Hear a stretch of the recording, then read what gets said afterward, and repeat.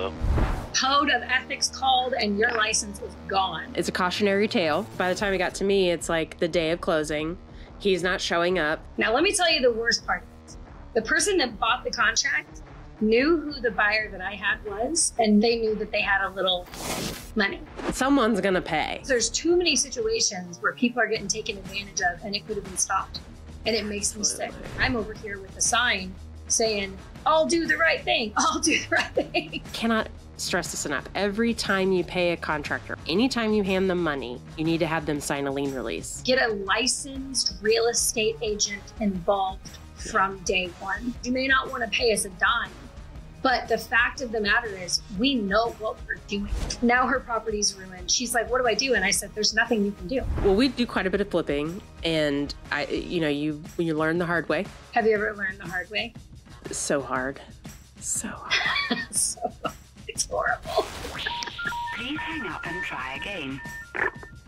Coming straight to you from KC, we are spilling some real tea with Jana and Moxie. Hey girl, hey. That's always going to be my opening. Hi, Jana Banana. Hey girl, hey. Has anyone ever called you Jana Banana? All my life, yes. It used to make me laugh. Oh, cool. I had one of my dad's girlfriends, because there were so very many, used to sing that song, Jana, Jana, Bobana, Banana, Fana, Bobana, Beep. That used to make me laugh when I was like 10. Yeah, and then it stopped. And then it stopped.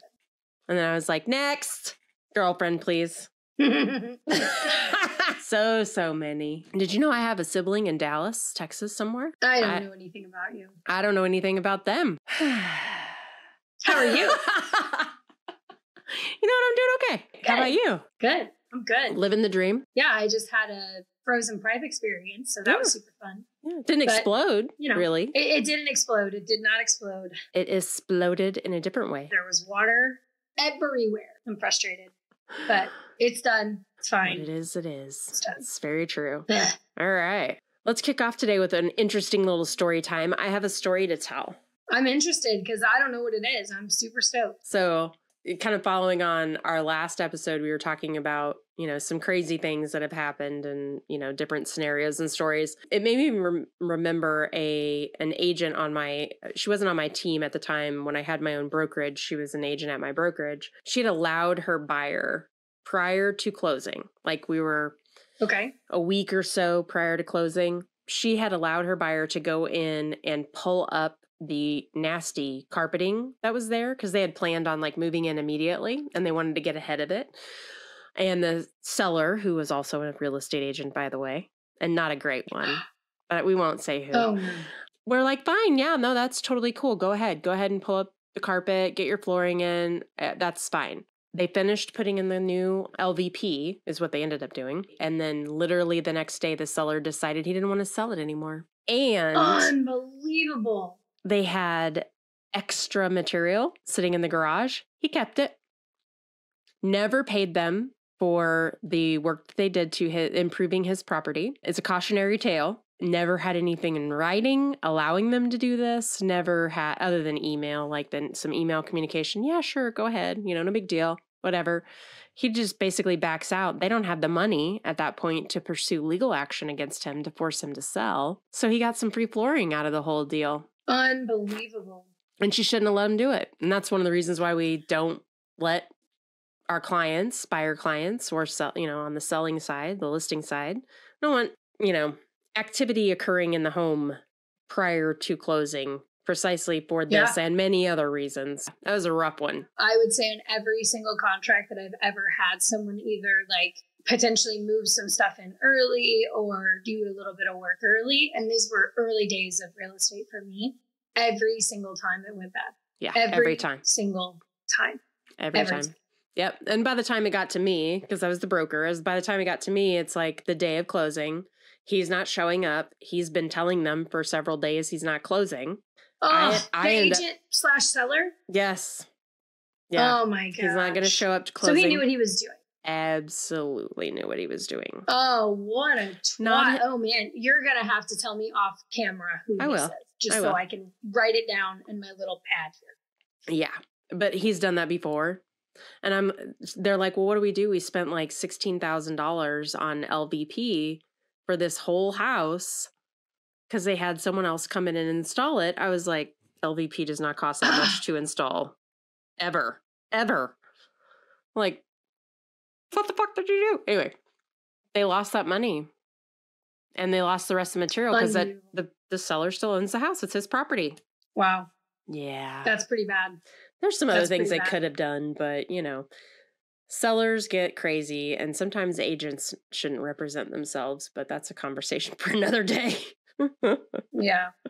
Yeah, I represented myself in selling my house in Waldo whenever Kenny and I moved into this home. And it was, the emotional side of it was interesting for me. Yeah. You would think you're immune to that, but not when it's your own. And, it was the first house that I ever owned after my divorce, and I owned it all by myself, so the emotions get, I think if I ever go to sell this house, I will have someone else represent me. Yeah, for sure.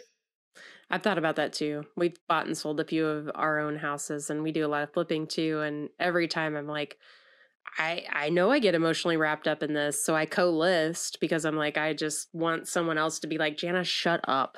Stop. Yeah. You need that third person to be like, knock it the fuck off. What would you be telling your client right now? I'm like, I know. Yeah. Anyway, but I heard you had a crazy story. So remember last time I was talking about somebody stealing a house? Yes. Do you remember that? Yes. Okay. So they stole the house. It was on title, blah, blah, blah. Well, there's another part to doing things illegally, but legally. And this is the part that I just can't wrap my head around. Yeah. Okay. It is extortion, I feel like, at its finest. But I had a seller. It was actually one of my agents on my team, but I was involved because it was convoluted. She had a seller. I ended up bringing a buyer. My buyer was very savvy. He was an investor. He owns a boatload of properties. So he was like, yes, I want this property. It'll be a great rental, blah, blah, blah. So we go to closing. And the day of closing, the seller had done an owner finance with the tenant that was currently in there. Mm-hmm. Okay. Well, that owner finance was back in 2017. And that agreement was back in 2017. And the tenant continued to stay there, but they never had an updated, basically, owner finance. They had never updated the paperwork. So as far as the seller was concerned, that was no longer an option. The tenant, though, said, I still thought I was purchasing this thing. Well, the tenant hadn't paid taxes in 3 years. This was almost 2 years ago, by the way. The tenant hadn't paid taxes pretty much the whole time that he had been there, which was his prerogative. That was part of their contract. So the seller was this close to losing the property for back taxes anyways. Essentially, the tenant had not upheld their part of the contract. Okay. So they, tenant, got a third party involved and said, hey, do you want to buy this for sale by owner contract? Wait. I know. They want to buy the contract they no longer have. The one they no longer had. Yes. That was from 2017 that they had already broken because they hadn't paid the taxes. So they find somebody to buy this contract. Now, let me tell you the worst part of it. The person that bought the contract knew who the buyer that I had was, and they knew that they had a little money. Oh my God. Now, tenant has sold the rights to this owner finance deal to this third person. Day of closing, we're all on our way to closing. And the tenant calls and says, you can't do anything. The guy I sold my contract to just put a Liz pendants, which a Liz pendants is, we're pending litigation, is essentially what that means. And anybody can file Liz pendants on anything, but it immediately stops the sale of anything happening. So now my buyer is like, what do I do? Third person is like, I know what you have to do. You have to pay me $20,000 and I'll walk away from this. Excuse me? Excuse me? So he has no real vested interest. The tenant has broken a 3-year-old contract at this point. The seller is like, I don't know what's going on. And the buyer's like, I just want to buy this property. And I think it was in court for 3 months, 3 or 4 months. It was 3 or 4 months. And it was in court. And my buyer finally called me. So I was not party to this on this court case, thankfully. Okay, so we've got original owner tenant who has a contract that is not being fulfilled, and the original owner is like, fuck you, I'm taking it back. And then you have a buyer over here that wants to buy the whole property, just not the contract, but the property. But there's this third party in there that's bought the rights to this contract and this person has filed a Liz Pendens. Yes. Okay. All right. Just making sure I was on the same page. There's a little tic-tac-toe going on there. All right. Got it. It's unbelievable. So luckily, my buyer, he was very serious about wanting to buy this property. He's also very smart. The guy, the third party person, basically messed with the wrong person. I don't know how else to say that in the most polite way possible. You done fucked up, buddy. Yeah, kind of. My buyer was not backing down. Okay, he was not backing down. He took it to court. They litigated it. The judge said, unfortunately, this 2017, we do have some sort of financial gain in this for the tenant who then sold this contract. Mr. Buyer, if you want this, you're going to have to make a deal with this new third party. Oh my God. He had to pay him. I want to say he told me he paid him like $20,000. And to me, that is like extortion to a whole different level in my life. Absolutely. Yeah, I couldn't believe it. I could not. How convoluted that was. And my poor agent, they were pretty new. And they were just like, I don't know what's happening. I'm like, just let us deal with it. Let us figure this out. My real estate attorney that I work with a lot was just telling me that there is a wholesaler that's out there doing this right now, actively today. I know his name, and he does do this. He buys contracts and then files Liz Pendens on it? Yes. Yes. Is he winning? Yes. And he is screwing over, and it's like it's an owner occupied situation, but they need to get out of the house. You know, that whatever's going on, they need out. So they're owner occupied. He's actually going and filing these Liz Pendens on these properties and lodging clouds on the title and basically extorting owners to pay him off. How is this legal? Where is the legal due process in these situations? And my attorney has a case against this guy now for an owner because of the same thing, but he's still doing it. I've even seen him post about it on Facebook. About it on Facebook. I'm like, oh my God. That is unbelievable. Which brings me to our topic of the day. Again, we've had some listener questions come in. This ties itself up really well into this about protecting your property, whether you have contractors or whatever it might be. How do you protect your property? And you mentioned, what was the name of that application? Last week you talked about it. It was LifeLock. Okay. Yeah. I don't know if that would apply here, though. I don't think so, but I mean, gosh, if it's one way to protect, right? But anyway, so we had several listeners actually send us some questions, which we love, as we've said. Please keep them coming. Send more. Please send more. There are no dumb questions. Nope. So ask away. We will not tell who's asking the questions, so please deliver them our way. We'd be happy to answer them. Okay. So here's one question. How do I protect myself and my property when I have contractors working on my home? What kind of advice would you have for someone who wants to protect themselves and their property when they have contractors working on their home? I mean, there's really only one thing that you can do, which is to have a contractor sign a lien release. I mean, that's all you can do. Have a really good contract, right? That talks about what happens, what the expectations are. Make sure they're licensed, right? And they have liability insurance and workman's comp insurance, and they do have documentation to prove that they have all those things. All that fun stuff. But yeah, every time, and I cannot stress this enough, every time you pay a contractor, whether you're paying them for material or labor, doesn't matter. Anytime you hand them money, you need to have them sign a lien release to keep them from filing mechanics liens on your homes. Because they can. Plenty of contractors that do that. They make a whole business out of that. Yep. I mean, it's nuts. Yeah. Oh my gosh, I totally forgot about this because it was so long ago. What? Holy moly. What? There was a foundation guy going around Kansas City and telling people that he was going to work on their property. Okay. So they would get into contract with this guy. He would never do any work on the property, but he would claim work was done. It was always flippers that he would do this to. So once the work was completed, even though it was never completed, he would then go to the court, file Liz Pendens, and hold them hostage, essentially, from being able to sell that property unless they paid him money. And it was only ever like 5, 10. I think my girl ended up having to do like 18,000 to him or something, but he was not going to release that property until she paid him that money. Oh my God. And he never touched the house. He never walked, other than doing the bid. He never walked into that property. He never had a person walk into that. He never did any of the property. The foundation was still garbage, and he extorted her for that money. It's crazy what people do. It's insane. And that's a lis pendens, right? But just a mechanics lien, if there is a mechanics lien filed on a property, it gets paid at closing. There's like no ifs, ands, or buts about it. It gets paid at closing, right? Unless you go file a suit against them, and then you have a lis pendens, right? Then you can't do anything. That is insane. Insane. Yeah, these people, I tell you, it's so many things to do bad out here.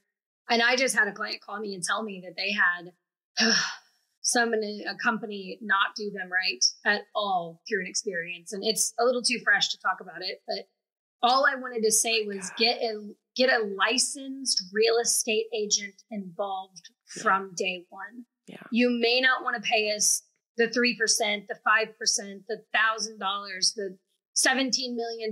You may not want to pay us a dime. But the fact of the matter is, we know what we're doing. I could have saved this woman so much heartache, so much disappointment. Now her property's ruined. She's like, what do I do? And I said, there's nothing you can do. Go file a lawsuit. The house isn't even worth it. And I feel so bad for people when they get so taken advantage of by these companies, because people don't know what they're doing. And they're not supposed to. They're not licensed real estate agents. It just makes my heart bleed, because heck, I'll help you. Pay me $500, I'll help you. I mean, I'll help you for nothing. I mean, I it's just true. want to make sure people are, I just want to make sure they're being taken care of. I think it's in our nature, basically, to hope for the best. You know what I mean? And want to believe the best in people, especially when you first start talking to them, and then you get yourself into these situations. And having someone, a third party on your side, definitely. If it's not a real estate agent, an attorney, just anyone, mom, dad, I don't care, anyone helping you out. Someone that knows what they're doing. Yes. Someone that knows how to give you advice. Just anybody. Yes. Because there's too many situations where people are getting taken advantage of, and it could have been stopped. And it makes me sick.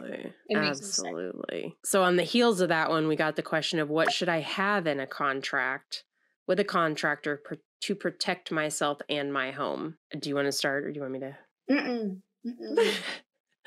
So you flip houses, don't you? You have rentals. You do a lot of rentals. No, I used to, until I got this exact situation came and bit me in the butt. Oh shit. Okay. Now I do rentals. Okay. Yep. Well, we do quite a bit of flipping, and you learn the hard way. You just do. Have you ever learned the hard way? So hard. So it's horrible. I've learned the hard way. I've learned the very hard way. Yes. Ugh. Yes. Gosh. But I do think there's a couple things people could make sure are included in a contract. And usually you get some boilerplate contract if the contractor even has one. Right. If they even have one. It's very boilerplate and very much in their favor, right? And so I always tell my clients, and what we look for in our contracts, you want to have a very solid scope of work. You want to be very specific about the work that is being done on your property and how much in both labor and materials, independently of one another, is included. Because when it comes time, and if you have to go to court, there is a big difference between labor and material and what you can recover. So material costs, labor costs, independent. And then you also have to have on their timelines. We include things like bonus payments if they complete the work ahead of time. We also have penalty payments if they don't. So they actually owe us money back, or they don't get paid as much. Like we do a 10% reduction. Dang, girl. I'm not working for you. It works. It works, though. They get shit done. I'm sure it does. Then they know we're serious. Yeah, I like but it. I'm only going to do that once, where we're deducting 10%. You're over 2 weeks late. And I'll always give a little bit of time. You know what I mean? Especially if we run into something. We always if we uncover something we weren't expecting, then you renegotiate that timeline, right? It's all about communication.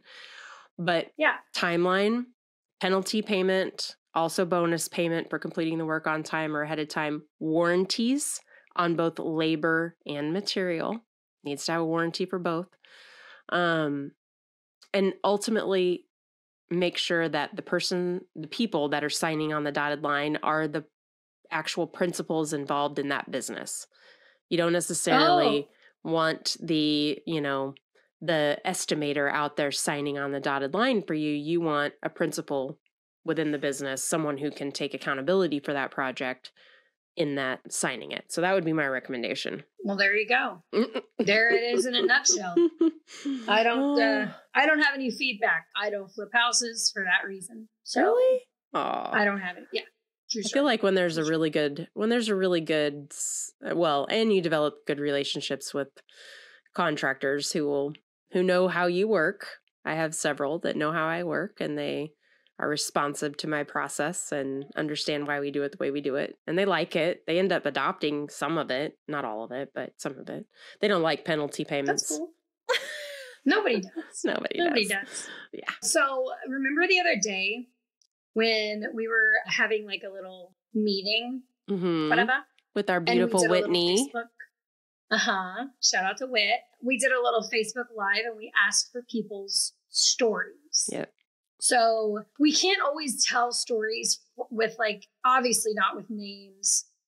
And we can't always tell them from a client's point of view because we're not the client, we're the agent. Yeah. And so we reached out and we were like, hey, we want some point of views from clients.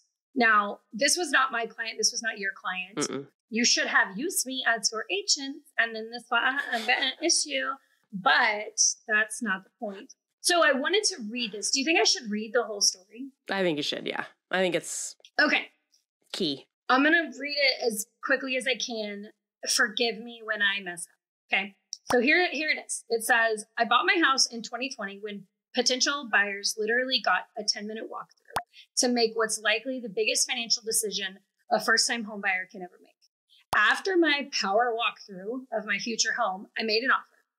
This was after being outbid on at least 5 other homes and viewing about 20 other properties. They always say something major will happen within your first month of moving in. And I believe that because homes know when people move in and out. Mm-hmm. She says, well, move-in day comes and we have the heaviest rain of the year. I had a group of friends who were taking out the carpet in the basement in preparation for new carpet the following day. And we discovered that water is coming in through the base of the wall. Woo, girl.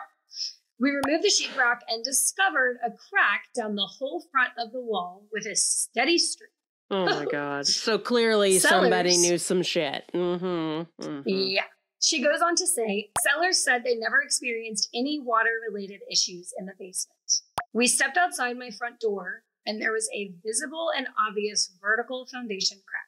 Long story short, my real estate agent helped me file a claim with my inspection company and their insurance paid out for the neglect, which was great. It ended up being a blessing. The funds received covered epoxy filling, and then I purchased vinyl flooring instead of the carpet, and it was clear that it was a leaky basement. My move-in was a headache that turned into a blessing in disguise because of the better flooring. Several months later, this is the part that gets really interesting to me. Several months later, I looked at photos from my house listing and realized that they had missed the crack because of a garden hose storage box conveniently placed right where the crack in the wall on the house was. And the sellers took that box with them when they left. So there's a lot to unpack here. The one thing that's very interesting is that the sellers claim they never had any issues. Now, the problem is, Jana, there was carpet down. Right. So if there was water consistently in the basement that the sellers were having to deal with, they would have been, it would have been exposed in the drywall, in the carpet. There's a really good chance that the sellers maybe never actually knew about it. The fact that the inspector missed it was kind of interesting, but they at least made it right. I don't know. You don't know if that carpet was brand new, though. You don't know if they just... That's true. That's the other thing. Yeah. Yikes. Could have been brand new carpet. What a disaster. Disaster indeed. Good Lord. Oh, well, kudos for that real estate agent for connecting them. Totally. I mean, it's frustrating that all of this happened, and it's frustrating that moving one box one hose box out of the way could have potentially prevented this. Would she have still offered on it? Who knows? If they had found it in inspections, would it have mattered? Who knows? Right. But unfortunately, there's really not a whole lot she could do. She went after the inspection company, which was good, and that helped. Yeah. It's also interesting that the agent got as involved. I don't know. Yeah. I don't know. It's not that I wouldn't help, because I've helped to a degree. But when she writes in here that the agent, what does she say? Helped me file a claim. What are your thoughts on that? Yeah. So it's really hard to explain to clients, especially when it's occurring. But there's a reason why we're not supposed to get involved at that stage. We can do things like get you repairman contact information. We can refer you to legal resources and attorneys and things like that. We can, help you get in touch with your insurance agent to see if there's an opportunity there. Like, we can do things like that.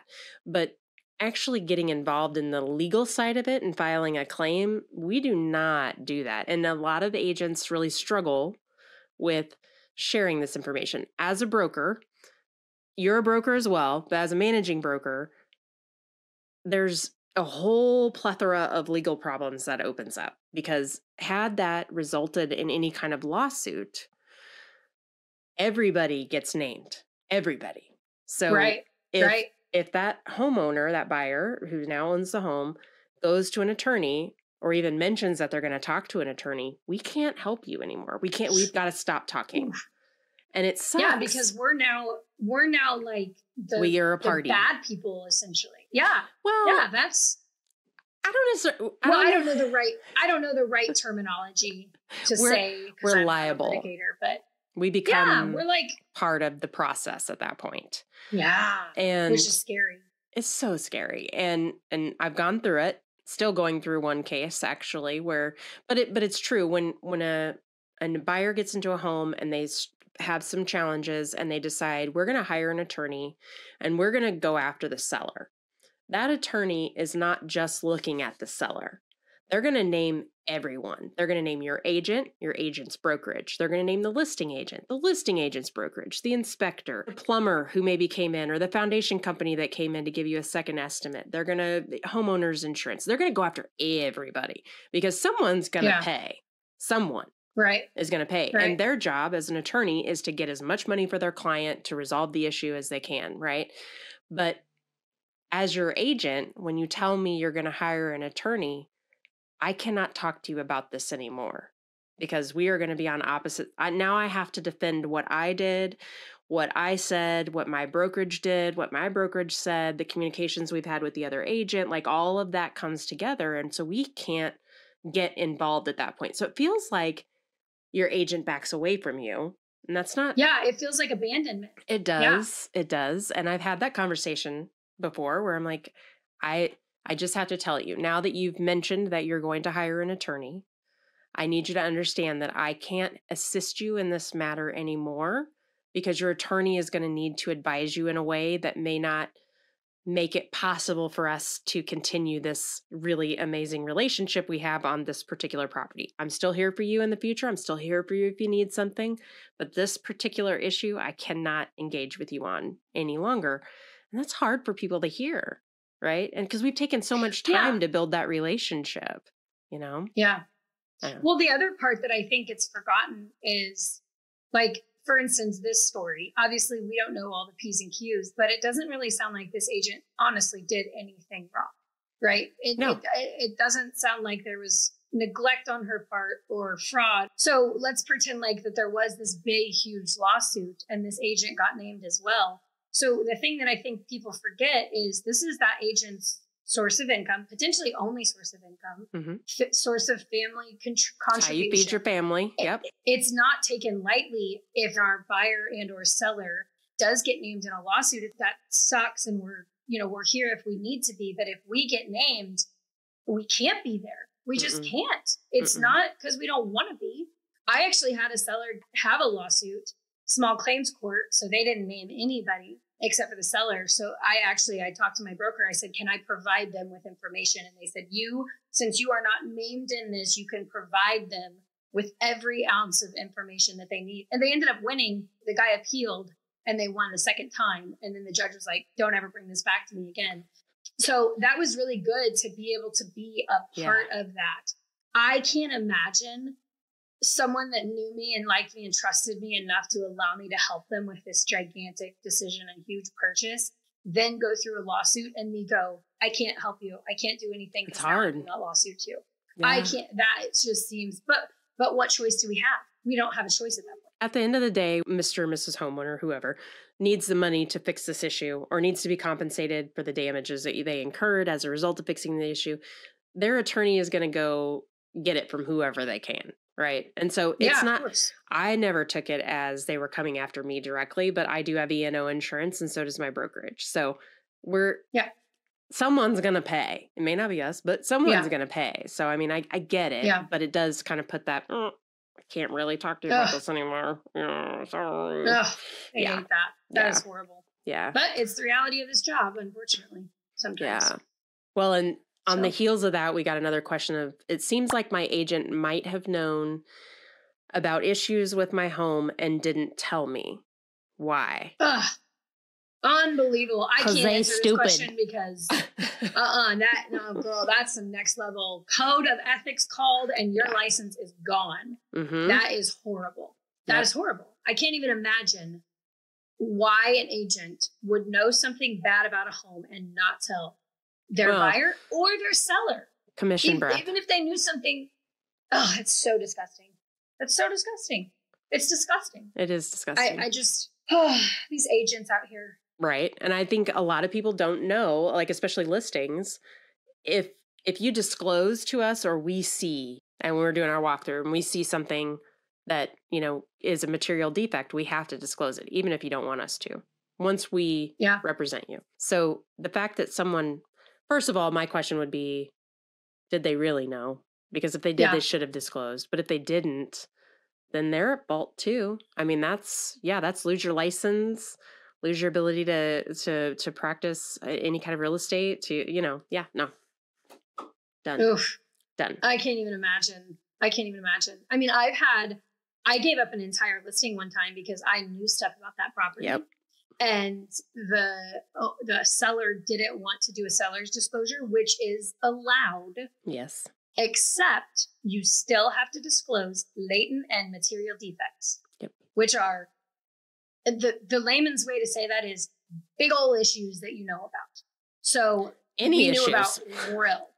Well, yeah, but I mean, like, these were some massive, gargantuan financial issues that they were refusing to disclose, and then wanted me to lie about them. And I was like, nope, not doing it.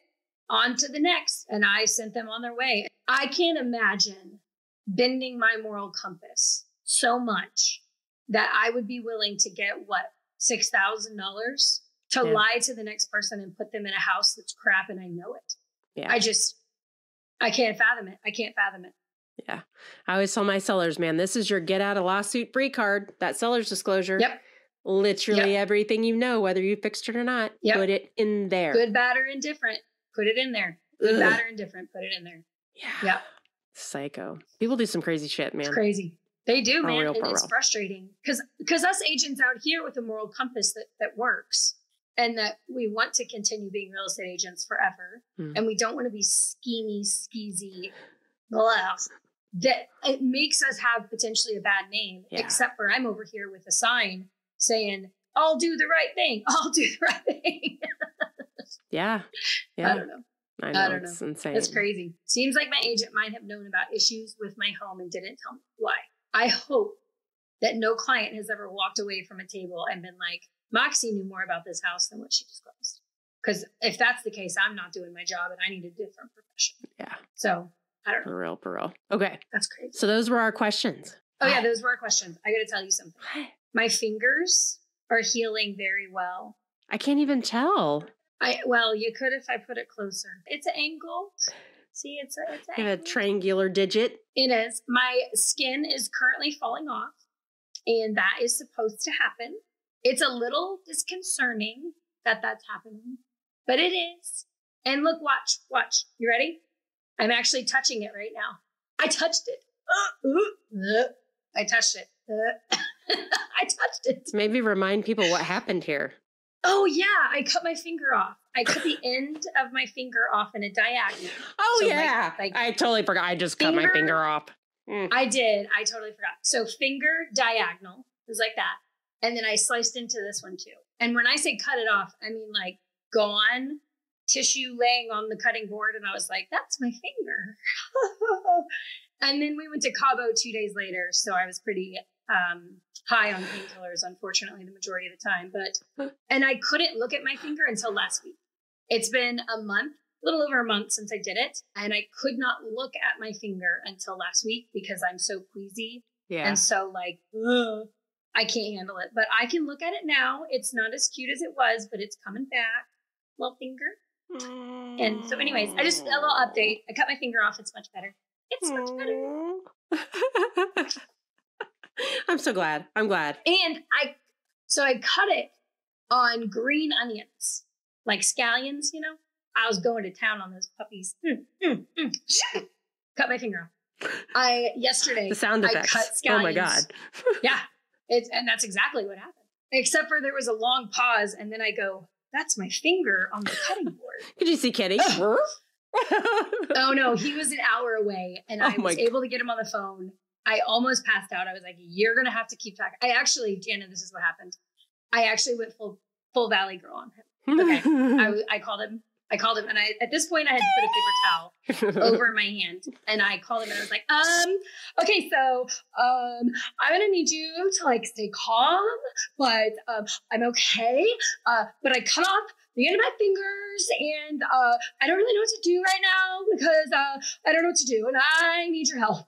Like I went straight Valley Girl on him and he was all cool, calm and collected. He used to be a firefighter and first responder. So he was all calm and sweet and got me to the ER. Okay. Neighbor had to come and get me, but yeah, it was horrible. But anyways, I digress greatly. I just wanted to give an update. It's still angled.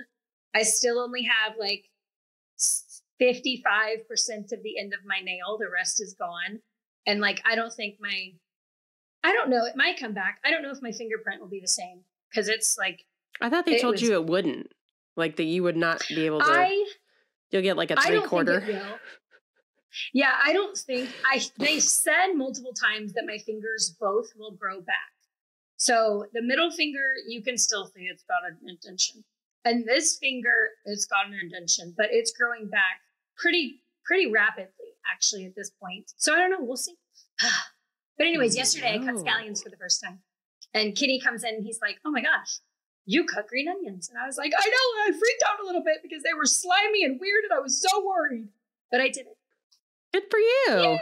Yay. And applause. Add applause. There you go. All right. So, Jana. Yes, ma'am. You have a story time that I am super interested in hearing about because it's like you're speaking my love language. So, I want to hear your off the record. I've got to hear your off the record. Okay. I'm excited. I know. It's so silly. I'm kind of a sappy chick sometimes. It's just hard to believe, I know. A little bit. Come on now. I have feelers too. I know you do. I love football. Okay, I love football. My kids hate being around me whenever we watch a football game. Bryant even gives me shit. Who's your team? The Chiefs. The Kansas City Chiefs are my babes. Okay, they really are. Always and forever. Even when they sucked ass. Okay. I didn't know because I know you've lived in other spots, so I didn't. Well, I grew up here. In Kansas City, and then I had the Cardinals when they weren't good. Yeah. And then I was in Boise, and we only had like farm teams. So anyway, we're back in Kansas City for the last 10 years. I cannot believe this year's 10 years that we've been back. Wow. But I've gotten my husband really engaged in football. His dad was a huge Packers fan. Oh, huge. Go Pack, go. Watched every single game every weekend, which caused Bryant to virtually hate it. So he never really got into football. And so he meets me, and I love the Chiefs. But I've recently gotten really wrapped up in the Kelseys. And I think everybody has. I mean, for one reason or another. But from a different perspective. I love watching their family dynamics. I love watching how they work with each other, how they talk to each other. You can just see the love and the excitement they have, and like they're pumping each other up all the time. And I love that, because football is a very physical sport. It's a very macho, slap each other on the ass, run each other over kind of sport. It is. Yeah. And to get that softer side, to see the leadership and the, all of these things, I'm loving it. So based on this recording recently, Jason Kelce obviously is, hitting that point where he's considering retirement. And I watched, their playoff game that they lost, which really sucked because I was rooting for them. Oh, so sad. So rooting for them. And just to see his face at the end, and then him give his coach a hug, his O-line coach a hug. And like, you just knew like, yeah, he's really thinking about it. Because after you watch like the Kelce documentary and everything, and he talks about, for days after a game, he's icing, he's heating, he's in a ton of pain. Yeah. Like, it's a lot. Anti-inflammatories. Yeah. Yes. The whole thing. Yeah. And so it just kind of, I don't know. I love seeing that side of it. I'm excited that the NFL has really spent more time talking about the players, and their families, and really exposing more than just the actual sport, because I do think that brings more people into the sport, for one. And two, sure. It is a story. And these guys get paid a shitload of money, don't get me wrong, but they are getting their asses kicked, even when they're winning. Oh, yeah. So, I don't know. I love I will say that today was the day that they released the podcast after that playoff game loss. Yeah. This recording that we're doing will be, 3 weeks away, whatever. So I'm sure it will be different then. But I know that the breaking news was that he went into the locker room. Jason went into the locker room right after the game and told all of his, players, all the players, that he was retiring and that was his last game. Well, on the podcast today that they released, that was recorded, I think yesterday, he said, if I'm going to do it, I'm going to do it right. Yeah. And whatever the media said is not the truth, because I also said to my guys, you can't make this big of a decision when you've had that big of a loss. And so he was meaning they lost that game. It's a real loss. He was crying at the end of that game. That was a hard loss to have if it is his last game. I think that what he said to the players, I don't think the media had any business, which, surprise, surprise, but I don't think they had any business leaking. And I don't think that he wanted today on his podcast. He did not say, yep, they announced it, I'm retiring, that's it. He wants to do it in his way, in his time, in his words. And so, is this his last season? We can all speculate that the answer is probably yes, but that needs to be something that he brings to the table. Yes. And it was sad to see him yesterday or the other day, because you literally were like, that's his last game. That's what I thought. And you could just feel it. You could just feel it. You could just see it in his face. And it's like, oh yeah, man. Yeah. I just love that guy.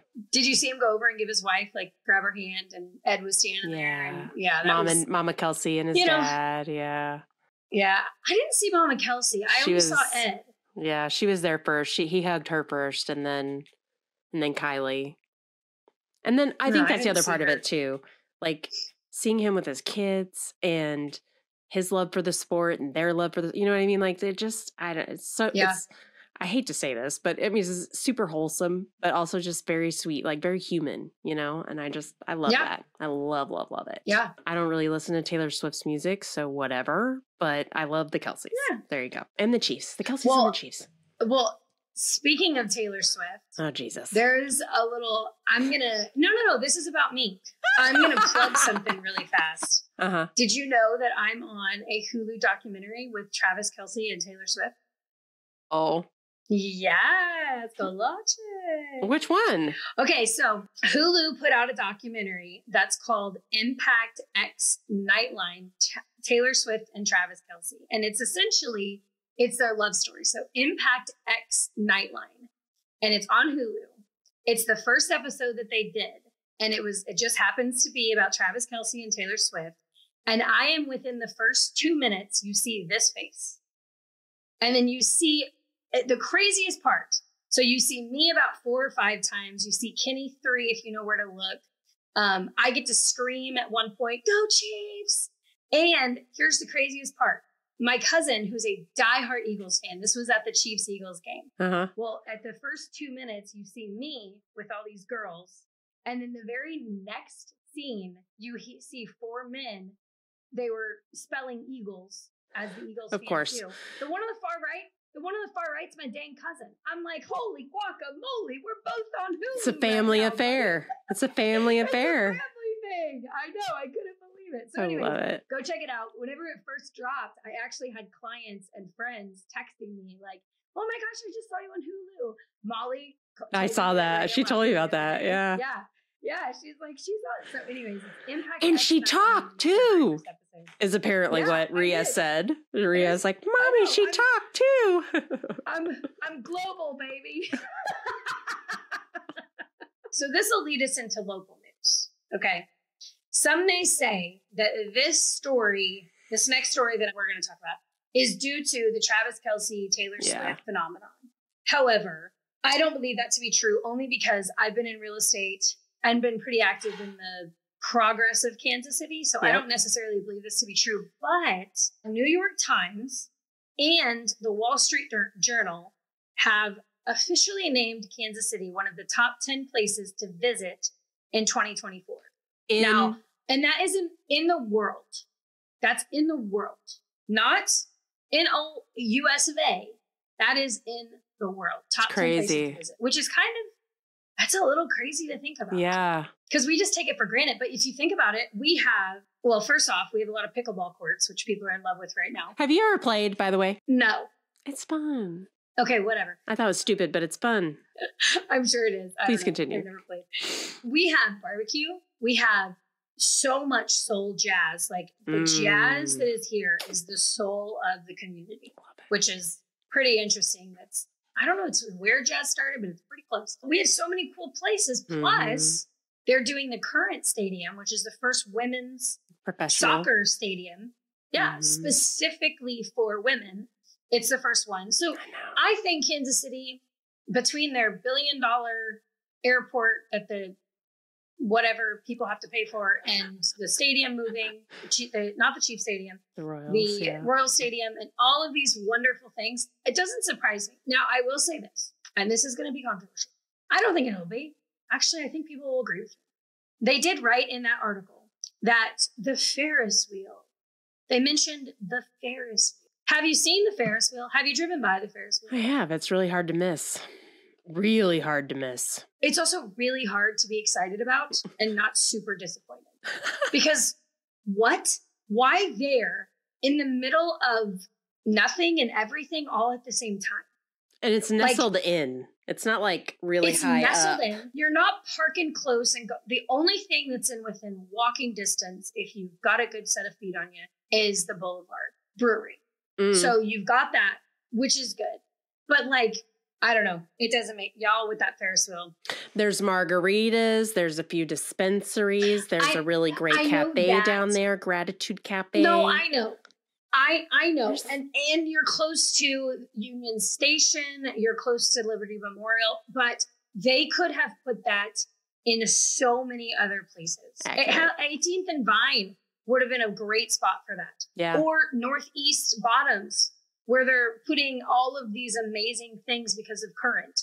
There's so many places they could have put up on the hill, up on Gladstone Boulevard. That'd have been awesome. Oh man, River Market. What are you getting a view of? I know, Jana. What are you getting a view of? You're getting a view of I-35. Yeah, and the interchange at I-70 and margaritas. Yeah, and margaritas. Whoopty freaking Los Gatos. So I don't know. Anyways, they have named us top 10 of places. I'm excited about it, but I'm also I think it's cool. I mean, this is just me, that I'm like, okay, where there's some qualifiers on there, top 10 places to visit in the world under 5 million people in a 28-mile square radius, blah, blah, blah. Yeah. You know what I mean? What kind of qualifiers we got on that? Because I'm how did we make the top 10? Yeah, I know. I was a little surprised about it too. I mean, you can't help but be proud, but I was also I know. I mean, we're cool, but come on. And it's the Wall Street Journal and the New York Times. Kind of a big deal. Kind of a big deal. So crazy. Yeah. Anyways, all right. Well, that's all I've got for you today. Same. This was fan-fucking-tastic. I love you to pieces, True lady. story. Thank you. All right. Make it a great day. Deuces.